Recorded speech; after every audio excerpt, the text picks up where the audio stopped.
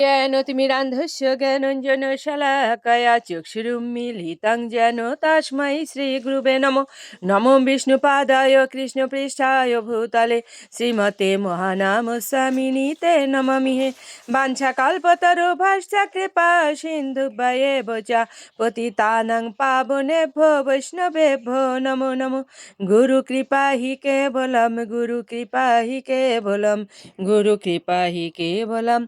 ओम श्री परमात्मने नमः। ओम श्रीमद्भगवते श्रीगीताय नमः।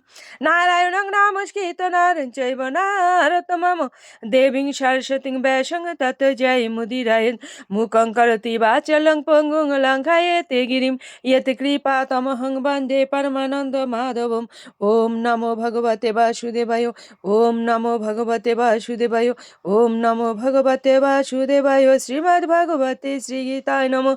श्रीगीताय नमः। श्रीगीताय नमः। श्रीगीताय नमः। श्रीमद्भगवद गीता अष्टम अध्याय अक्षर ब्रह्मयोग श्लोक संख्या 20। पारः तस्मत्तु भावः अन्यः अव्यक्तः अव्यक्तादि सनातनः यः सः सर्वेषु भूतेषु नच्छसु न विनश्यति। অনুবাদ, কিন্তু আরেকটি অব্যক্ত প্রকৃতি রয়েছে যা নিত্য এবং ব্যক্ত ও অব্যক্ত বস্তুর অতীত। সমস্ত ভূত বিনষ্ট হলেও তা বিনষ্ট হয় না। তাৎপর্য, শ্রীকৃষ্ণের পরা বা চিন্ময় শক্তি অপ্রাকৃত ও নিত্য।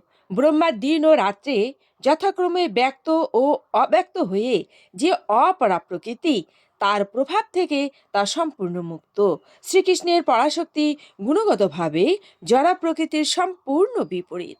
সপ্তম অধ্যায়ে এই পরা ও অপরা প্রকৃতি সম্বন্ধে ব্যাখ্যা করা হয়েছে।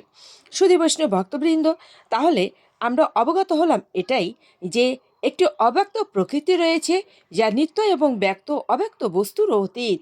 সমস্ত ভূত বিনষ্ট হলেও তা বিনষ্ট হয় না, অর্থাৎ ভগবানের লোক যেটা গোলকধাম, সেটাই তাৎপর্যে বলা হয়েছে। শ্রীকৃষ্ণের পরা বা চিন্ময় শক্তি অপ্রাকৃত ও নিত্য। ব্রহ্মা দিন ও রাত্রে যথাক্রমে ব্যক্ত ও অব্যক্ত হয় যে অপরা প্রকৃতি, তার প্রভাব থেকে তা সম্পূর্ণ মুক্ত। শ্রীকৃষ্ণের পরাশক্তি গুণগতভাবে জড়া প্রকৃতির সম্পূর্ণ বিপরীত। ওম শ্রী পরমাত্মনে নমঃ। ওম শ্রীমদ্ভগবতে শ্রীগীতায় নমঃ। গঙ্গা গীতা চ সাবিত্রী সীতা সত্যা পতিব্রতা ব্রহ্মা বলির ব্রহ্মবিদ্যা ত্রিসন্ধ্যা মুক্তি গেহিনী অর্ধমাত্রা চিতানন্দা ভাবগ্নি